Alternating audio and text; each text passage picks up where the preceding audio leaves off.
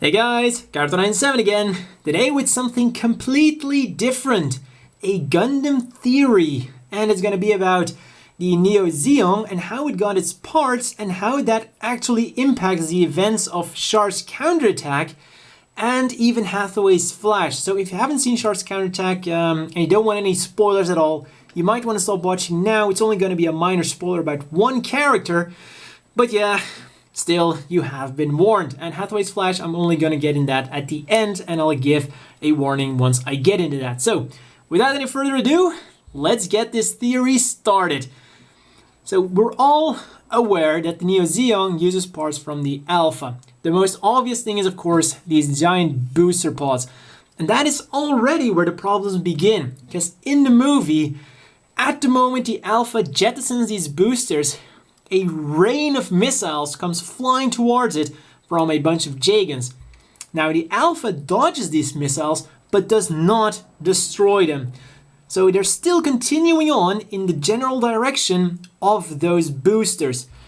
Which means that it's actually very likely that a stray missile hit one of the pods or both pods and destroyed them. And I know what you're saying, this is speculation, they could have just missed the boosters. And that is fair to say, but we're going to get into some more concrete evidence right now. And that is, the lower body is also used on the Neo Zeong. And yes, it looks slightly different, but that is because the Neo Zeong is designed by Hajime Katoki. This isn't, so it's just like saying that the 2.0 Gundam looks completely different from the 1.0 or the 3.0.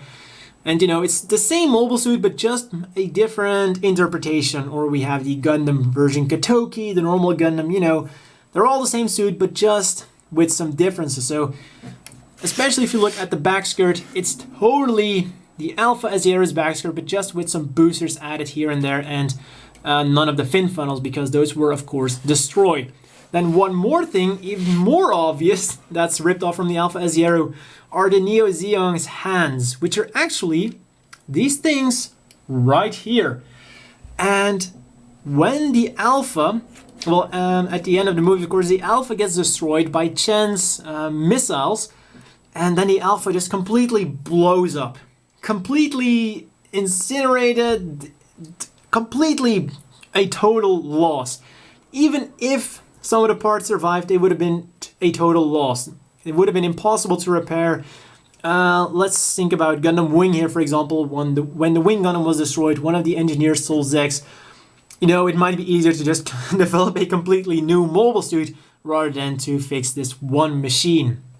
So this lower body was just completely blown up. So if we're purely following the Char's counterattack movies, we're getting into trouble. However, if you've seen Gundam Evolve 5, if you haven't, you might want to pause the video and watch it right now. Gundam Evolve 5 actually offers an explanation of how the Neo Zeong could have gotten their hands on these parts and then made the Neo Zeong. Because, you know, in Evolve 5, the events are completely different. Rather than Chen attacking and destroying the Alpha Azera, Amuro comes in, stops and, you know, has a small fight, a bit of dogfighting, to put it like that, with the Alpha Azera and Quess.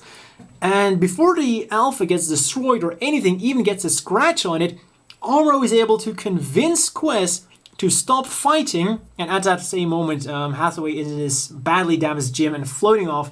And Amuro is able to convince Quess to stop fighting, go save Hathaway, and live happily ever after. What does Quess do then? She jettisons every part other than the main body and this booster and flies off and goes to save Hathaway. Actually, a really nice scene because this time we have a girl saving a boy. So that means these shoulders and these hands and the lower body and the boosters are floating around in space. Unharmed, there wasn't any other battle going on in that vicinity. Amuro afterwards probably left and went on to fight Char and beat the shit out of him. So that means that these parts were intact, flying around, and then, well, it's fair to assume that a random Neo Zeong's crew came along with their ship, saw those parts flying around, thought, hey, they might come in handy later on, will salvage them.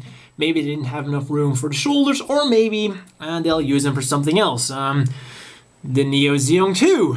But you know, that movie, well, that short movie seems to give us a perfect explanation as to how they got those parts. Now, the important thing here is that actually it changes a significant portion of the Gundam history, because it seems that if this is true, Gundam Unicorn acknowledges that Gundam Evolve 5 is actually higher canon than Char's counterattack, which means that there are a few very important changes just because of the Neo Zeong. 1.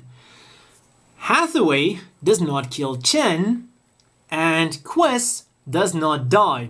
So Chen, well, you know, kind of sucks to be her because her boyfriend is still dead, or, well, missing. Yeah, I think Amuro was MIA, so, well, that's lucky for her. But for Hathaway and Quess in the Char's counterattack movie, Quess didn't care about Hathaway at all. She had no feelings for him, and that's shown even more in Hathaway's Flash. So it seems that in Gundam Evolve 5, Quess actually did have feelings for Hathaway, or at the very least showed them, and actually went to save Hathaway, and they lived happily ever after, because Tomino actually explicitly said that he wanted to give those two a more happy end, and it seems that Gundam Unicorn acknowledges that. They're having a happy end. And I know a lot of people hate Quess and Hathaway, but even if you hate them, there's a very good reason to be happy that they have a happy end. And that is Bright Noah in Hathaway's Flash. If you haven't seen Hathaway's Flash, you might want to stop right now, because I'm going to give some major spoilers here. So, Hathaway's Flash.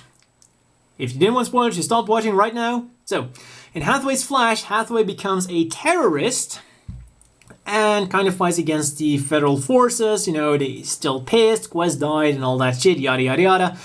And he eventually is caught by the federal forces, and Bright, not knowing that Hathaway is Hathaway, because he had a different name, sentenced him to death. And when he realized that, it was too late.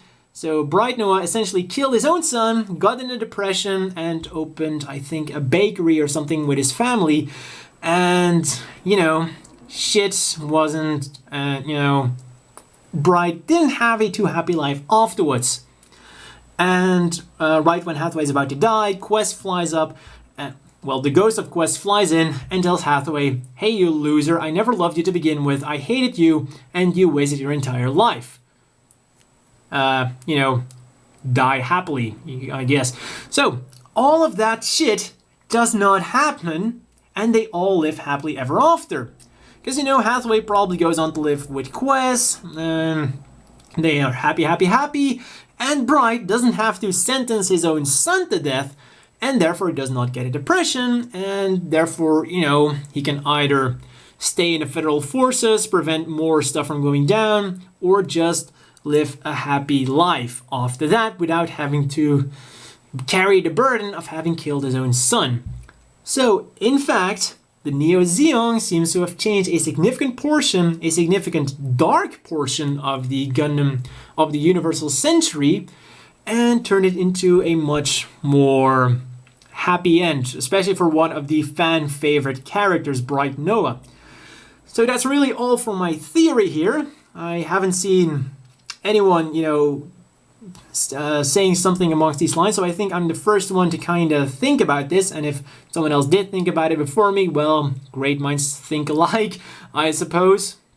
And, you know, if you have a reaction to this, if you think, you know, that doesn't seem quite right, if there's something wrong with the theory, definitely leave a comment down below. I'm really interested into hearing your guys' opinions on my theory here, because, you know, I just thought it up and I thought, you know, let's make a video about it and see what you guys think about it.